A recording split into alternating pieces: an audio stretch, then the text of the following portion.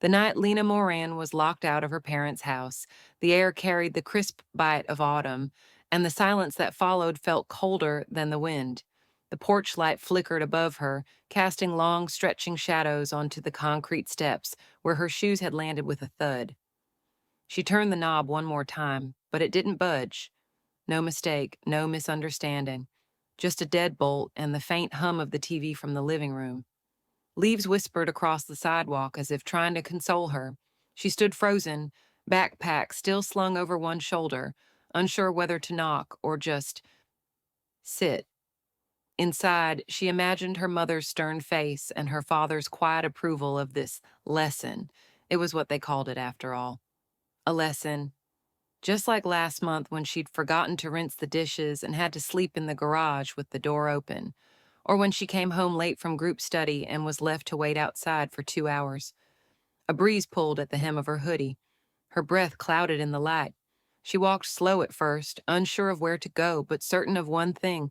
She wasn't going to stand there all night begging to be let back in. Her feet carried her toward the park at the end of the street, past the darkened diner where she and her best friend used to split a slice of warm cherry pie on weekends. The town was quiet now, its shops shuttered, porch lights blinking off one by one, like stars going out. The bench stood beneath a tall oak tree that had already shed most of its leaves. It faced the small fountain at the center of the park, dry for the season, its base collecting pine needles and old ticket stubs from the county fair. She sat without thinking, the metal cold through her jeans. Her body was stiff, but her mind was louder than any chill, replaying the words her mother had said.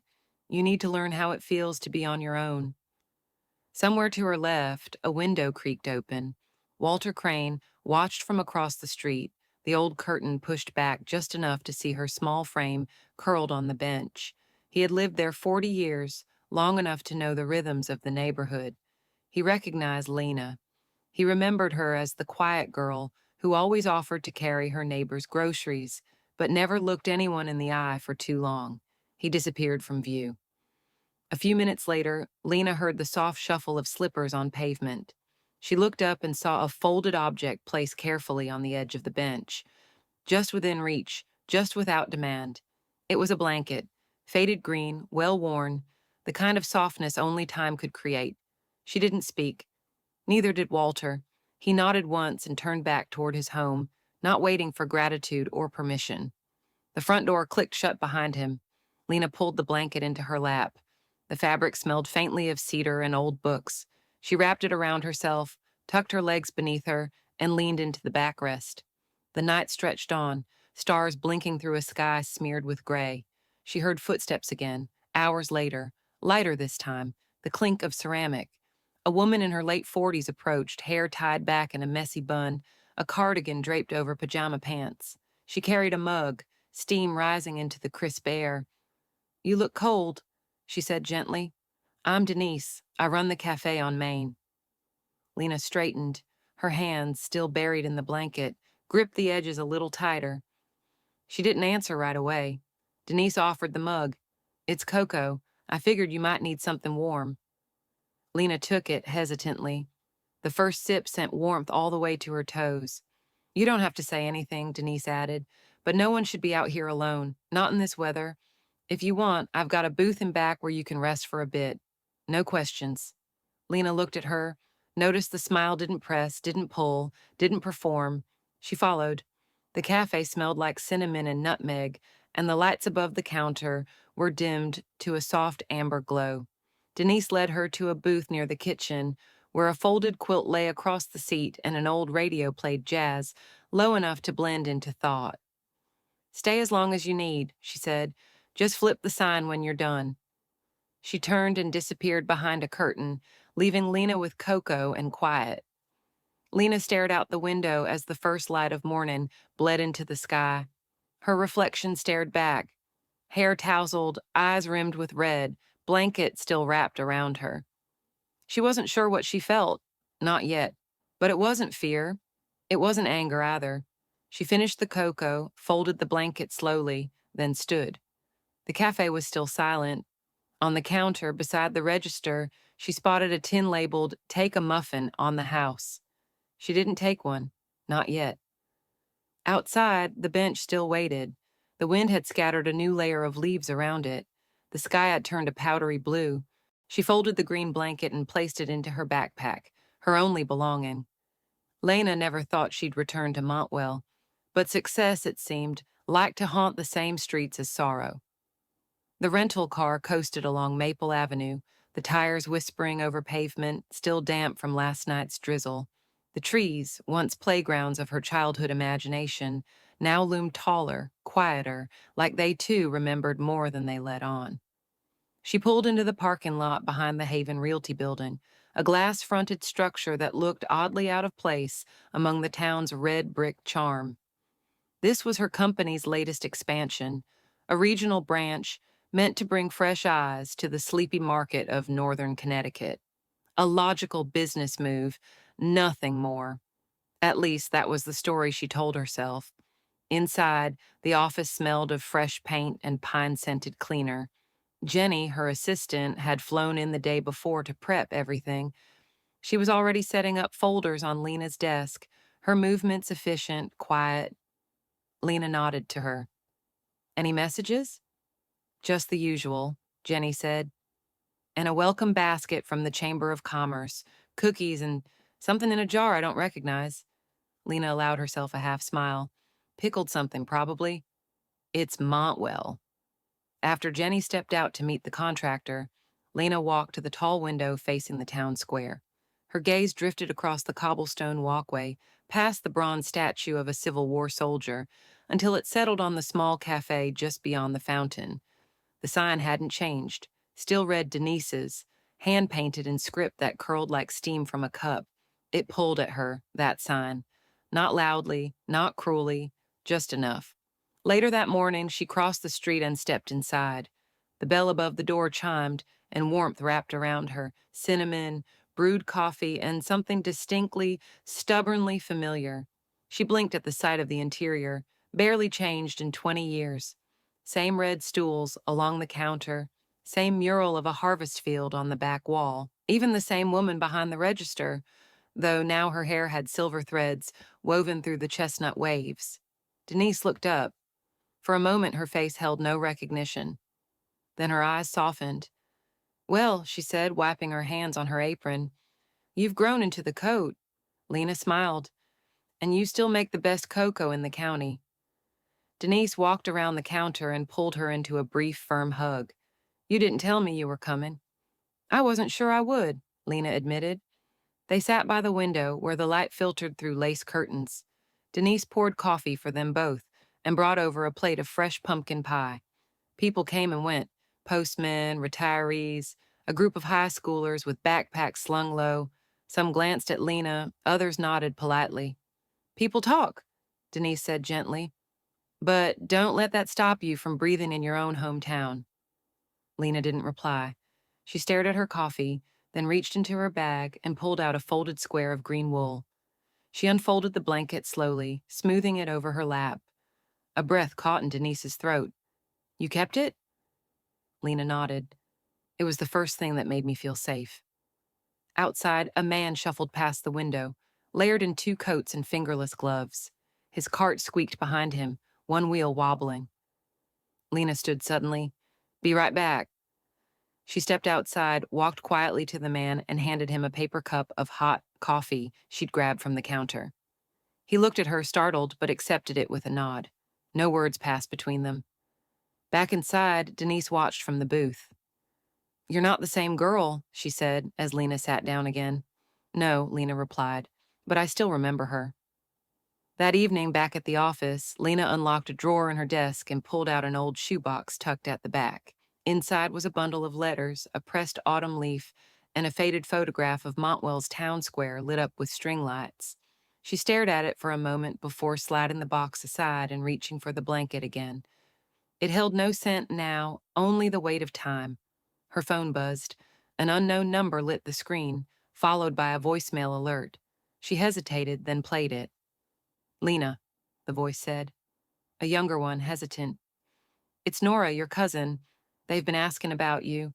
Your name's come up a lot. She sat very still, the phone cradled in her palm, the green blanket draped over her knees like armor. The phone rang. On the screen, Darla Morin. She always imagined seeing them again would bring anger, but what came was worse: indifference. Lena stood in her front hallway, the late afternoon sun slanting through the glass panel beside the door. Dust floated in the beam, dancing like memories refusing to settle. Her hand hovered above the doorknob. The knock had been soft but deliberate, as if whoever stood outside already assumed the right to be let in. She opened the door. Darla Morin stood with a box of cranberry muffins and a too-wide smile. Her lipstick was perfectly applied, her sweater chosen for warmth and subtle elegance. Beside her, Hugh held a small bouquet, autumn leaves tucked between tired roses. His eyes were glassy, not from emotion, but from a stiffness that had nothing to do with age. "Lena," Darla said, her voice bright, practiced. "You look well." Lena leaned her shoulder against the frame, but didn't move aside. "Didn't expect visitors." "Well," Darla said, chuckling lightly, "we were in the area. Thought we'd stop by. We heard you were back. Such good news." Lena glanced past them. The neighborhood was quiet, save for a few kids tossing leaves near a red mailbox. Her porch felt suddenly smaller, the air tighter. "We brought muffins," Darla continued, lifting the box. "From that place on Jefferson, you used to love them." "I was 10, Lena said. "Still," Darla said, undeterred, "it's the thought." Hugh stepped forward. "Mind if we come in?" Lena met his eyes, cool and steady. "I do." The pause that followed was short but seismic. Darla shifted. "Oh, well, maybe we can just talk out here. We won't stay long." Lena crossed her arms. "You've already stayed too long." Hugh cleared his throat but said nothing. Darla's tone softened. We've been thinking about everything. The past. Mistakes." Lena let out a breath, almost a laugh. "Mistakes?" Darla pressed on. "We know we were hard on you, but we wanted the best for you. Maybe we didn't show it the right way, but now—" Her voice caught just slightly. "Your father's not been well, and the house—" "There it is," Lena said, "the reason." "That's not fair," Darla snapped, then caught herself. "We're just trying to rebuild." Lena tilted her head. "By starting with a door you once locked." A breeze stirred the leaves on the porch. Somewhere down the block, a dog barked. Lena could see the reflection of her parents in the glass, a tableau of practiced humility and unspoken expectation. "Look," Darla tried again. "Thanksgiving's coming. It's been years. Maybe we can have dinner, just talk." Lena said nothing. Her eyes dropped to the bouquet in Hugh's hand. A petal had already browned. "You remember last Thanksgiving?" Darla added. "It was just the two of us, so quiet." "I do," Lena said. "I had a lovely dinner in Boston, with people who didn't make me sleep outside." Hugh's jaw twitched. "That was 20 years ago." "And yet," Lena said, "I remember the temperature." There was silence. Darla held the muffin box a little higher, as if it could somehow bridge the years. Lena's phone buzzed in her pocket. She ignored it. "You came here," Lena said evenly, "not to apologize, but to ask." Darla's eyes glinted just for a second. "We thought you might have some compassion." "I have," Lena said. "Just not for you." She stepped back to close the door. Darla placed the muffin box on the step. "At least think about it," she said. Lena didn't answer. The door clicked shut. Inside, she leaned against the wood, her breath coming shallow. She wasn't shaken, not quite. But something inside her was splintering and reforging at once. The phone buzzed again, a message from Nora. "They're desperate, but also, they haven't changed." Lena stared at the screen. Outside, the sun dipped lower. Shadows stretched across the sidewalk like fingers reaching for something they'd already let go. She moved into the kitchen and poured herself coffee. The blanket Walter had given her folded neatly on a nearby chair. There were knocks that didn't deserve answers. She returned to her desk and opened her laptop. The screen glowed softly. Work emails, contracts, newsletters from Haven's main office. Normal things, measured things, safe things. A notification popped up, a new voicemail. She clicked play. A recording crackled through the speaker. Lena, her mother's voice again, lower now. We came back for you. Don't you think that matters? Lena closed the tab. She stared at her reflection in the window. The woman looking back wasn't the girl on the bench anymore. She had built something, a life, a name, walls that held even when the wind howled. She walked to the front door, opened it without hesitation, and picked up the muffin box. She stepped out onto the porch and dropped it gently into the garbage bin. She turned and froze. Darla and Hugh hadn't left. They stood near the edge of the lawn, as if unsure whether to retreat or plead again. Lena walked back to the door, voice even. You locked me out. This house isn't yours to come back to. Then she shut the door behind her. When doors don't open, some people find windows. Others whisper through the cracks. In a town like Montwell, whispers didn't need megaphones.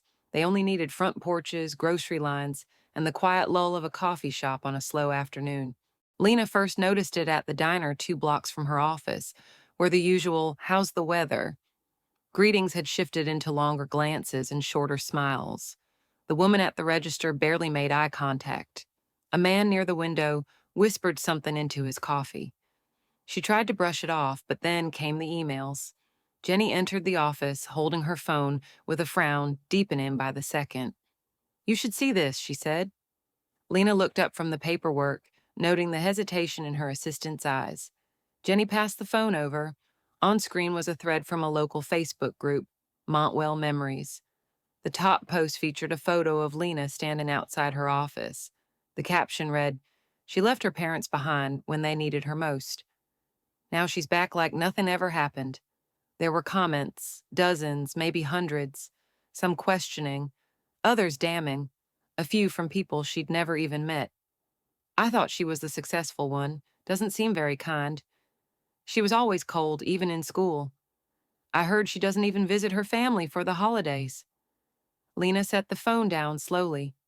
How widespread is this? Jenny shrugged. Someone's pushing it hard. I wouldn't worry, but some of our local clients saw it. A beat passed. Jenny added, more carefully, and we lost one listing this morning. Outside, the sun was beginning to dip behind the hardware store across the street. The orange light made the blinds look like faded stripes across the floor. Lena stood and crossed to the window, her reflection staring back at her. They're using the town, she said almost to herself. They're using the town the same way they used me. Later that evening, she slipped into Denise's cafe for a quiet booth in the back. The place was half full. 2 retired teachers were playing cards near the window. A young mom fed her toddler apple slices while scrolling her phone. As Lena stirred her tea, she overheard a conversation 2 booths over. Parents are getting older, you'd think she'd help out, one voice said. I don't know the whole story, but she doesn't look like someone who struggled, said another. Lena looked down at the green blanket draped over her lap. The stitches were wearing thin. She had once been someone who shivered on a bench, but they didn't know that. No one asked. Denise walked by and placed a fresh scone beside her cup. You okay? She asked, her tone gentle. Lena offered a small nod. Seems like I'm becoming the town villain. People love a villain, Denise replied, especially when it makes them feel like heroes. Before Lena could answer, a shadow moved near the door. Walter Crane stepped in, slower than she remembered, wrapped in his familiar gray coat. He didn't sit, just walked straight toward her booth and handed her a folded note. From my daughter, he said. Lena blinked. Natalie? He nodded once, then turned and left. The note was written in looping script. Miss Morin, I hope this isn't inappropriate, but I've heard your name mentioned recently. I didn't believe what they said. I've applied to a position at Haven. I wasn't going to mention my father, but someone approached me. Your mother. She asked me to say something negative about you, to help level things out. As she put it, I refused. But now she's implying she'll spread rumors about my dad. I didn't know who else to tell. Sincerely, Natalie Crane. Lena read it twice. Her hands trembled slightly, not from fear, but from the sheer audacity of it all. She stepped outside, the air biting against her skin. Across the square, Haven Realty's lights glowed behind the office blinds. She stood there for a long time, watching the windows as if answers might flicker behind them. Her phone buzzed, a number she didn't recognize. She answered. Miss Morin, the voice was young, uneasy. It's Natalie. I wasn't sure if I should call. Lena steadied her breath. You did the right thing. There was silence on the line. Then Natalie spoke again, voice cracking. She said, if I don't say you mistreated me, she'll tell people things about my dad. The thing about silence, it can protect you, but it can also protect the ones who hurt you. Lena stood on the makeshift stage of Montwell's community hall, her fingers loosely wrapped around a paper cup of lukewarm cider. Folding chairs filled the small room, lined in rows that wobbled slightly on the uneven tile floor. The scent of pumpkin bread and pine cleaner floated through the air. A cardboard sign at the door read, Thanksgiving gathering, let's talk about what we owe. One another. It had taken less than a week to organize. Denise had helped with the invites. Jenny arranged the logistics. Natalie had quietly printed out flyers and taped them to cafe windows, laundromats, the post office. But it was Lena who had written the words on the flyer, the words she hadn't been able to say aloud for 20 years.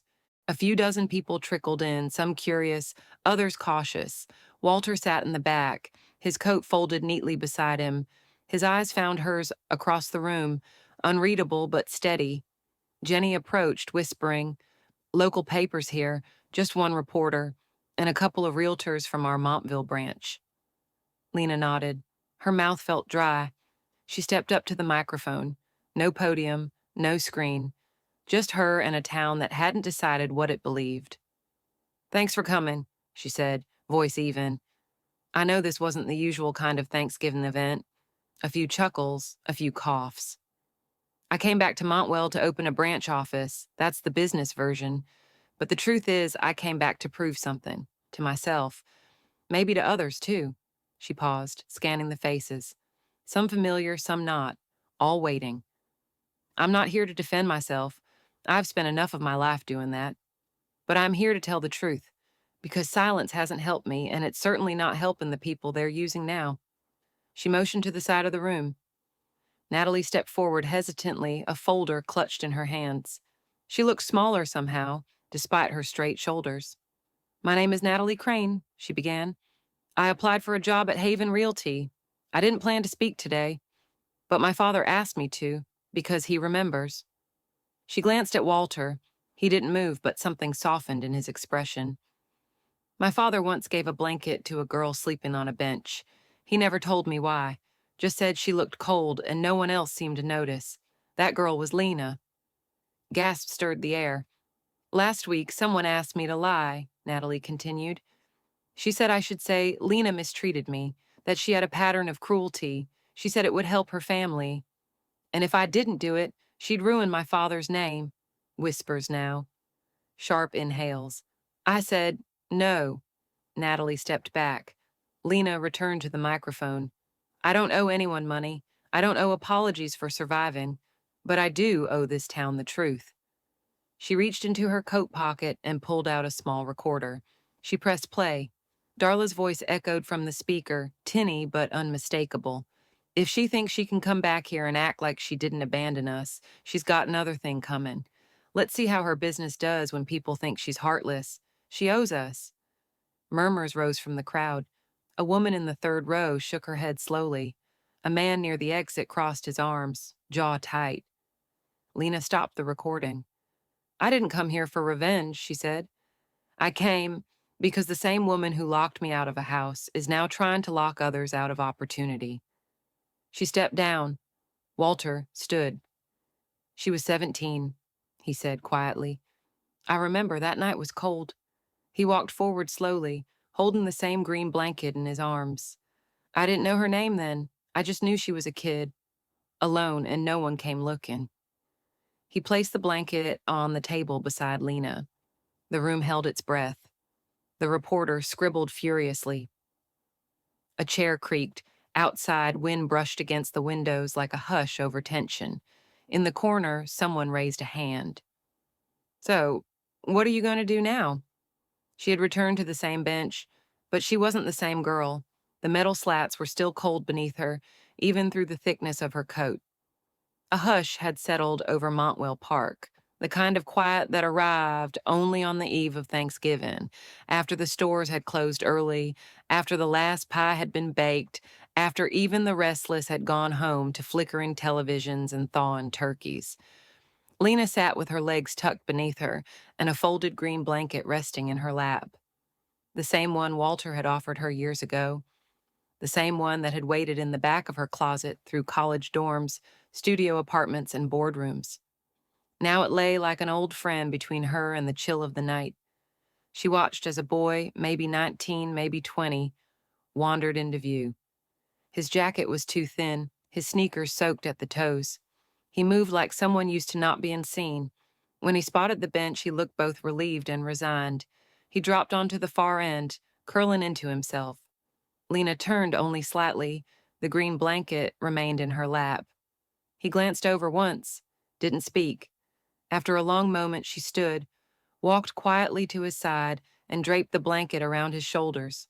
The boy stiffened, startled. "You don't have to." "I know," Lena said. "Stay warm. You matter." She didn't wait for a thank you, just walked to the other end of the park, where Walter sat reading the newspaper under a lamp that buzzed faintly. He didn't look up until she reached the bench. "Had a feeling I'd see you," he murmured. Lena eased down beside him. "You're always here." "Old bones don't sleep much," he replied, "and benches don't ask questions." She smiled. They sat in silence for a while. Across the park, the boy had pulled the blanket close, head lowered. He'd be okay tonight.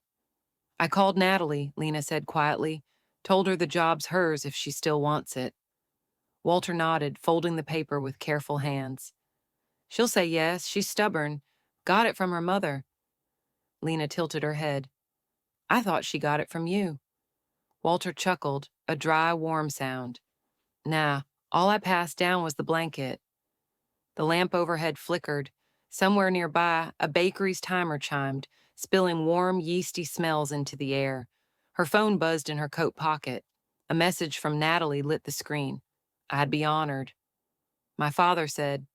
"You're the reason he believes in people again." Lena's breath caught. She stared at the screen for a moment, then tucked it away. The sky deepened into navy. A wind stirred through the empty branches above. For the first time in years, Lena didn't feel the need to run from the quiet. Her phone buzzed again. "Thanksgiving dinner's at 5. Bring the pie, your family now." "Denise." She looked over at Walter. "You doing anything tomorrow?" He shrugged. "Might nap, might not." "Come to dinner," she said. "Denise invited me. I'm bringing pie." He didn't respond right away, then, "I'll bring cider. The real kind." They sat for a few minutes more, the air between them filled with something gentler than words. The boy on the bench had drifted into sleep, blanket curled around his body like a memory passed from hand to hand. Lena stood, brushed a few leaves from her coat, and gave Walter a nod. As she walked toward the street, the town glowed softly under porch lights and window wreaths. Cars lined driveways. The hush of the night no longer felt like isolation, it felt like grace. She pulled out her phone, scrolled past old voicemails she no longer needed to replay, and tapped on a familiar contact, Aunt Ruth. A message, "Dinner this weekend." "My treat, Mexican or Italian?" The reply came fast, "Mexican, extra margaritas." Lena laughed, soft and whole. She reached the corner, turned left, and headed home, her hands in her pockets, her shoulders light. She never looked back. Sometimes the quietest moments speak the loudest. A single blanket passed from one hand to another became more than warmth. It became a bridge between past wounds and present grace. Kindness doesn't always arrive with applause. Often it's the soft gesture left behind when no one's looking. Like a porch light left on through the night, it reminds us someone once waited, someone still cares. If this story touched your heart, consider passing on that quiet kindness to someone who might be sitting on life's bench, waiting for a sign they matter too. Sometimes the quietest moments speak the loudest. A single blanket passed from one hand to another became more than warmth. It became a bridge between past wounds and present grace. Kindness doesn't always arrive with applause. Often it's the soft gesture left behind when no one's looking. Like a porch light left on through the night, it reminds us Someone once waited, someone still cares. If this story touched your heart, consider passing on that quiet kindness to someone who might be sitting on life's bench, waiting for a sign they matter too.